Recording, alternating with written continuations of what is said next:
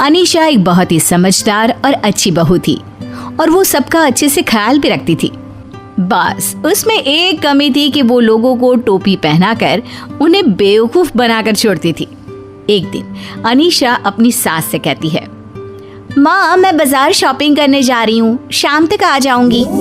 अच्छा ठीक है बहू। अनीशा बाजार में शॉपिंग करने चली जाती है और बाजार में अपने लिए कपड़े देखती है। तभी उसे एक रेड कलर की ड्रेस पसंद आ जाती है। ये ड्रेस कितनी अच्छी है और ये मेरे ऊपर बहुत अच्छी लगेगी। अनीशा दुकानदार से ड्रेस का रेट पूछती है। भैया ये रेड वाली ड्रेस कितने की दी? 2000 रुपए की। क्यों भैया 2000 रुपए? इतनी महंगी ड्रेस?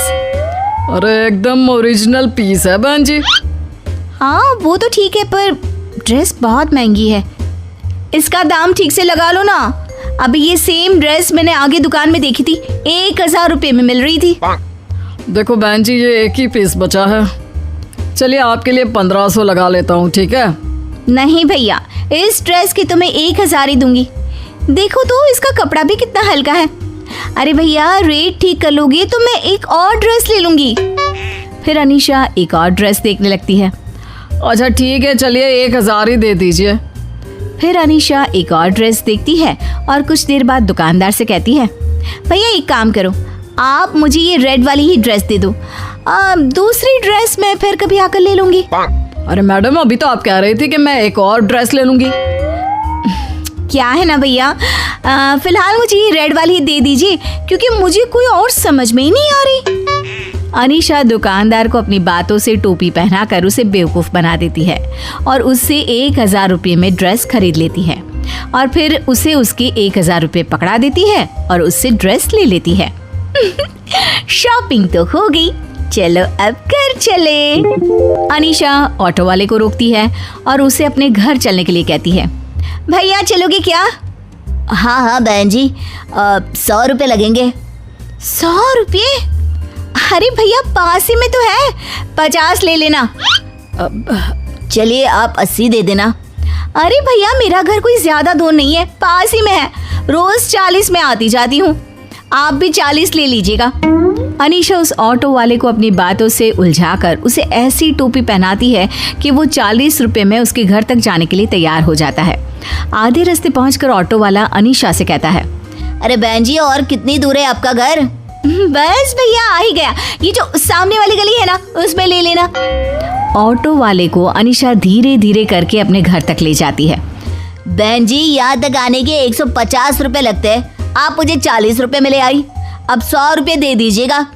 अरे नहीं भैया आपने 40 में हाँ बोला था ना, मैं 40 ही दूंगी, आप यहीं रुको, मेरे पास खुले पैसे नहीं है, मैं आपको अभी घर के अंदर जाकर पैसे ला कर देती हूँ। अनीशा ऑटो वाले को वहीं रोककर घर के अंदर अपनी सास के पास जाकर कहती है, माँ जी आपके पास 40 रुपए खुले होंगे क्या? मुझे ऑटो वाले को देने हैं, मेरे पास 2000 का बंधा नोट है और ऑटो वाले के पास 2000 के खुले नहीं है।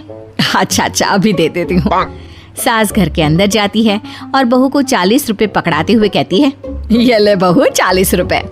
माँ जी मैं आपको शाम को 40 रुपए दे दूंगी। हाँ अरे कोई बात नहीं बहू। अनीशा ऑटो वाले को पैसे देकर अपने कमरे में चली जाती है और अपने कपड़े देखकर बड़ी खुश होती है। इतनी अच्छी ड्रेस मुझे कितने सस्ते दाम में मिल गई और ऑटो वाले ने भी कम पैसे में घर तक छोड़ दिया और ऑटो वाले के पैसे भी माँ जी से ही ले लिए। बहुत अच्छा रहा आज तो। शाम हो जाती है, फिर अनीशा घर के कामों में लग जाती है और जैसे ही रात होती है वो खाना बनाने की तैयारी में लग जाती है। जब खाना बनकर तैयार हो जाता है वो सबको खाने की टेबल पर आने के लिए आवाज लगाती है, खाना लग गया है जल्दी से आ जाओ। फिर अनीशा, उसकी सास और उसका पति सुनील खाना खाने आ जाते हैं। सभी लोग जब खाना खा लेते हैं तो अपने कमरे में सोने चले जाते हैं। फिर अगली सुबह अनीशा सोकर उठती है और किचन में चाय बनाने के लिए जाती है। अपनी सास को देखकर कहती है, माँ जी आप इतनी अच्छी चाय कैसे बना लेती हैं?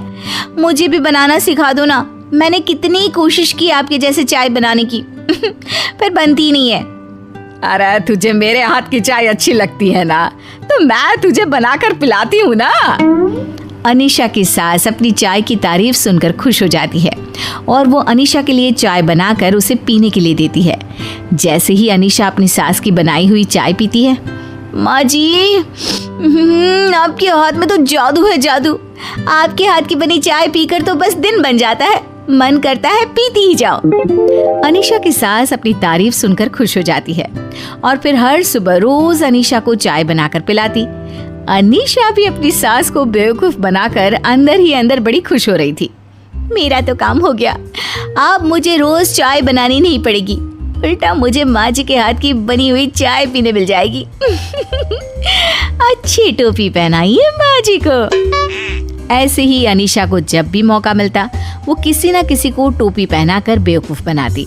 अब तो अनीशा की इस आदत से उसका पति और उसकी सास परेशान हो चुके थे। ये अनीशा टोपी पहनाने का कोई मौका नहीं छोड़ती, जब देखो बेवकूफ बनाकर चली जाती है।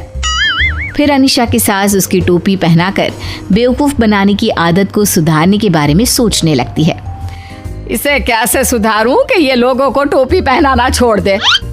और अगले दिन सुबह सुबह अनीशा की सास की बहन उनके यहाँ रहने आती है तो अनीशा की सास अपनी बहन को देखकर बड़ी खुश होती है। अरे दीदी, कैसी हो? घर तक आने में आपको कोई परेशानी तो नहीं हुई ना?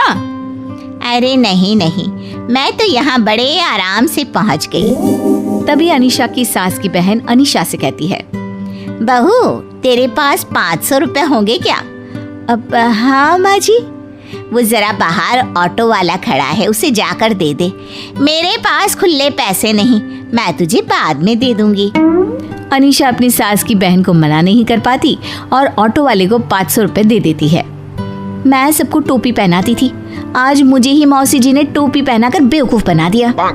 तभी अनीशा की सास की बहन अनीशा से पूछती है, बहू, चाय वाय बना लेती हो या नहीं?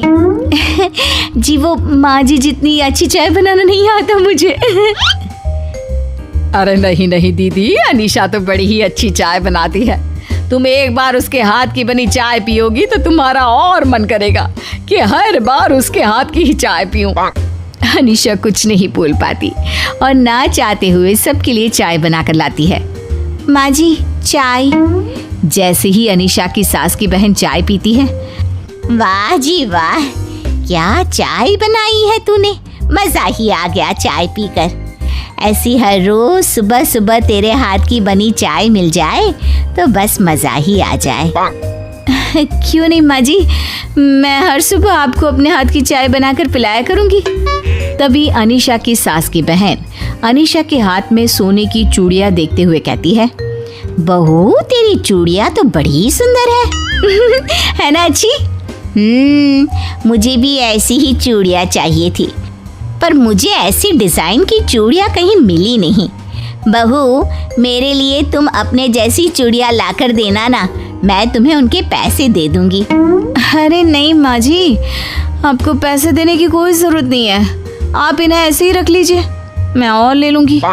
अनीशा ना चाहते हुए भी अपनी सास की बहन को चूड़ियां दे देती है। तभी अनीशा की सास अपनी बहन से कहती है, दीदी, आपको पता है अनीशा बहुत बढ़िया खाना बनाती है।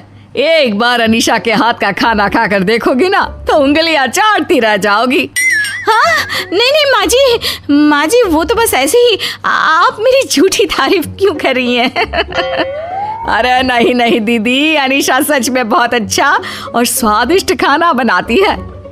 अनीशा की सास ये सब कह रही थी, तभी अनीशा का पति भी आ जाता है और कहने लगता है, हाँ मौसी, अनीशा सच में बहुत ही अच्छा खाना बनाती है, बस इसकी जितनी तारीफ करो कम है।